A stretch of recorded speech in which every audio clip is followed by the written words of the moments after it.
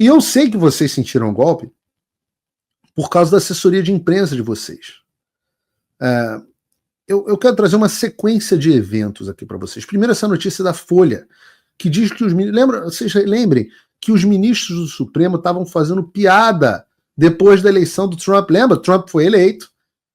E aí veio aqui, é a Mônica Bergamo? É a Mônica. Um beijo, Mônica. Os ministros fazendo piada, logo depois da eleição do Trump, sobre quem que ia ter o visto cancelado primeiro. KKK. Clima gostoso em Brasília, né? Pelo menos é o que eles queriam passar para o público. Aí depois eu quero trazer esse vídeo da Vaquinha Ozempic falando sobre os ministros mandando figurinhas para ela.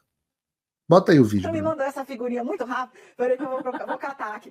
Eu tô adorando esse negócio de figurinhas, porque as fontes elas surpreendem quando elas mostram a situação está sob controle, só não sabemos de quem. Eu amei a figurinha. Ai, que gozado. Tudo muito tranquilo em Brasília. Aí vem a Dani, de novo, e fala das conversas dos ministros do Supremo que eles estavam tendo sobre as ações nos Estados Unidos. Bota aí, Bruno. Com o Joel, sobre eu vou usar as palavras que me foram ditas por integrantes do próprio Supremo Tribunal Federal. Assessoria, vai. O Supremo vê a Rumble e a empresa do Trump tentando produzir espuma mesmo para as redes sociais em ações que estão sendo chamadas nos corredores da corte de esotéricas, por assim dizer. Porque qual é a diferença entre o que o ministro estava decidindo ou decidiu diversas vezes em todas as redes sociais ao longo dos últimos anos, em especial durante o período eleitoral?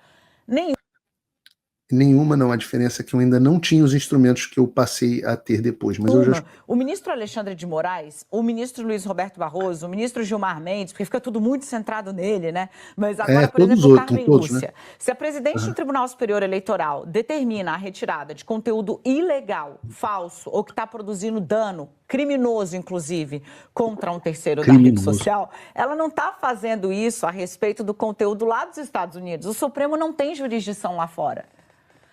A liminar que a Rumble apresentou no final de semana, né, que para dar uma mobilizada nas redes sociais, ela é um tanto quanto risível, porque ela pede para a justiça americana limitar a atuação de Moraes no âmbito dos Estados Unidos, onde o ministro não tem jurisdição. E aí eu estou recuperando aqui uma... Tem que avisar o ministro que ele não tem jurisdição, né? Mas reparem que a Louquinha, ela acha que o Rumble contratou o Boy Schiller, um dos escritórios mais caros dos Estados Unidos. Vocês viram o Martin, um ex-procurador de justiça, e que todo mundo está fazendo isso na justiça, com o juiz federal americano, para agitar as redes sociais. Conversa com um colega do ministro Alexandre de Moraes, estava relatando um pouco do clima interno, né? Eu perguntei como é que o senhor está vendo esses processos lá de fora contra o Moraes, e aí veio a resposta, são risíveis. Há essa liminar que pede para afastar a capacidade dele de decidir no âmbito dos Estados Unidos, e aí colocaram 2 interrogações e exclamações, né? É muita espuma. Eu falei, sim, como se houvesse possibilidade de decidir por lá. E aí Dani, você tem só que esquecer que o ministro tentou decidir por aqui pedindo dados de uma pessoa que está na jurisdição do exterior e o bloqueio da pessoa, inclusive no exterior. Se você acompanha o meu conteúdo e quer que ele continue no ar, considere apoiar. Com pouco mais de $5 por mês, você já faz a diferença. É rápido. Entre em www.paulofigueiredoshow.com/apoie, use o cupom da descrição e estamos resolvidos. Valeu! O colega do ministro me relatou que essa piada, essa brincadeira foi feita ali com o ministro Moraes. E aí o ministro Moraes respondeu, eu não recuso prevenção, do tipo, se quiserem me botar para decidir lá fora também, eu vou. Porque é um pouco isso, gente. No fim, qual é a ideia? É produzir algum material na avaliação do Supremo Tribunal Federal que possa, de alguma forma, criar um discurso ou uma distração do tema que, de fato, está sendo aqui discutido, né? Que é a denúncia. Robusta, com os áudios que você viu. Tem vídeos, tem prova, tem agenda, tem escrita. funcionou, porque as notícias mais lidas no final de semana foram justamente sobre a ação e não sobre a denúncia fajuta do Paulo Gonet. Não é só delação, tá? Aliás, todo mundo achou graça, e os áudios do Mauro Cid, inclusive, inocentam o presidente Bolsonaro e as demais pessoas, e qualquer pessoa com 2 neurônios a denúncia contra Bolsonaro e outros 33 aliados que tentaram, segundo a Procuradoria-Geral da República, produzir um golpe de Estado no país, né? Juridicamente, a queixa é isso, é esotérica. Ela não para de pé. Veremos em breve. Agora, isso tem alguns dias, acho que isso foi ontem. Hoje, depois que o Elon Musk entrou no jogo, a coisa ficou um pouquinho diferente. Comparem com o que está sendo dito hoje. Com a sugestão de sanções econômicas, bloqueio de supostos investimentos que o ministro teria, bloqueio de supostos imóveis que o ministro teria, porque usa-se um perfil anônimo, um perfil também de uma pessoa que ninguém sabe se está identificada ou não, para poder lançar esses suspeitas, né? Sem apontar qualquer ilicitude na origem do patrimônio. Então é só para fazer barulho mesmo. Mas qual é o problema? Tá? Segundo integrantes do Supremo com os quais eu conversei, você precisa começar a traçar uma linha bastante clara do que está acontecendo. Elon Musk está fiscalizando os funcionários do FBI e de outras áreas do governo Donald Trump, inclusive da Receita Federal Americana, tendo dados de todos os que declaram propriedades, inclusive os americanos, claro, e outros empresários e agentes da justiça ou de qualquer tipo de aparelho institucional mundo afora. Esse é o arsenal que Donald Trump colocou na mão desse personagem. Quando ele passa a sugerir sanções econômicas a Moraes, tendo acesso a dados, acendeu-se um alerta dentro do Supremo Tribunal Federal. Opa, peraí, o que será que está sendo escondido para ter acendido um alerta quando o Elon Musk teve acesso a dados federais dos Estados Unidos? Será que tinha alguma coisa que estava sendo escondida, que não poderia ser vista, do patrimônio dos ministros do STF nos Estados Unidos? Olha, meus bens estão todos declarados, viu? Estão tudo aqui declarado ao governo americano. Se o Elon Musk quiser olhar os meus dados, tá tudo certo, não acende alerta vermelho nenhum aqui para mim.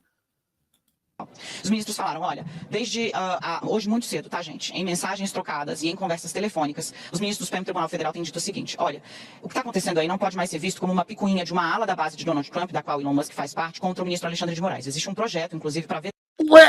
Peraí, não era tudo risível? Não era tudo uma piada? Não estava um clima gostoso, figurinha, riso? Agora não pode mais ser visto como... Hã?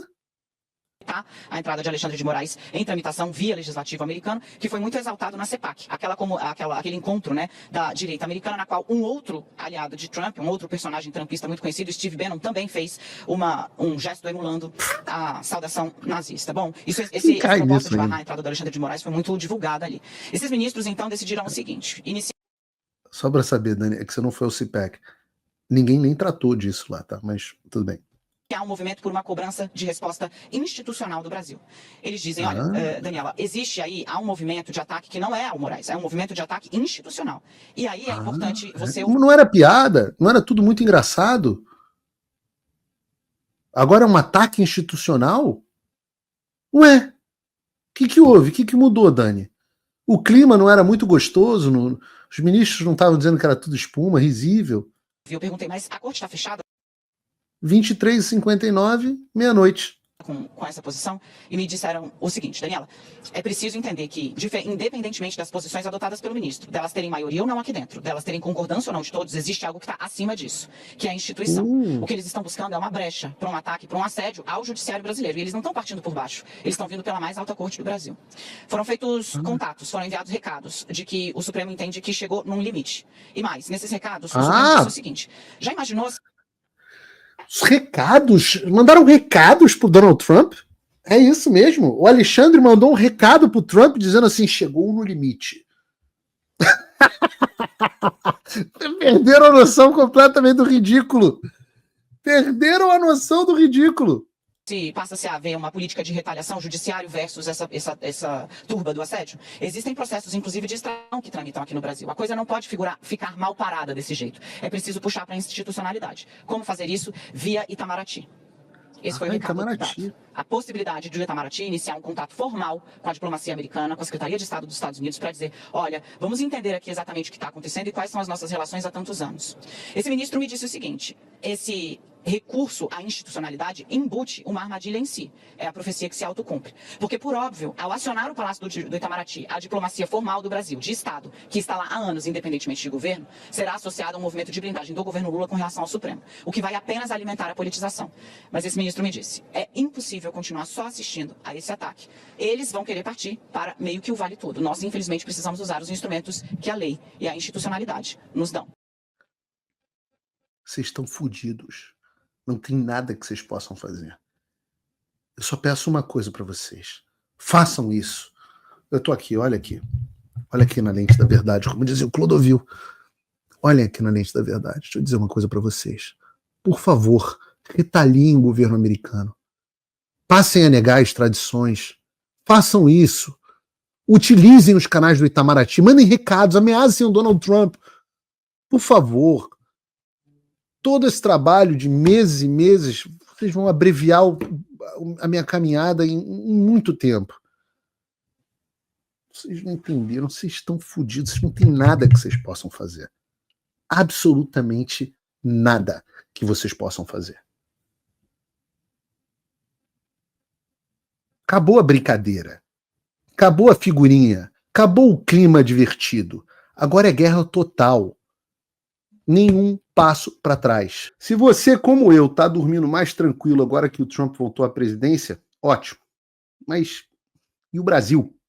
Nosso país continua no buraco. A volta do Trump nos dá esperança, mas as coisas não vão se resolver sozinhas. Vai ser preciso muito trabalho, meu e seu. E não adianta xingar muito nas redes sociais achando que isso resolve alguma coisa. Não tem salvador da pátria. Não tem um político que vai resolver por você. A responsabilidade é sua. Eu larguei tudo para me dedicar a isso. E você? Como você pode ajudar sem abandonar as suas obrigações? Simples. Apoie quem está na linha de frente. Sem isso, esse trabalho simplesmente não continua. Acesse www.paulofigueiredoshow.com/apoie e com a partir de $5 por mês, garanta que isso siga em frente. Se puder ir além, torne-se meu patrono Gold e participe do meu grupo privado e ajude a definir as minhas próximas pautas. A diferença entre vencer e perder está na ação. Durma tranquilo, sabendo que você fez a sua parte.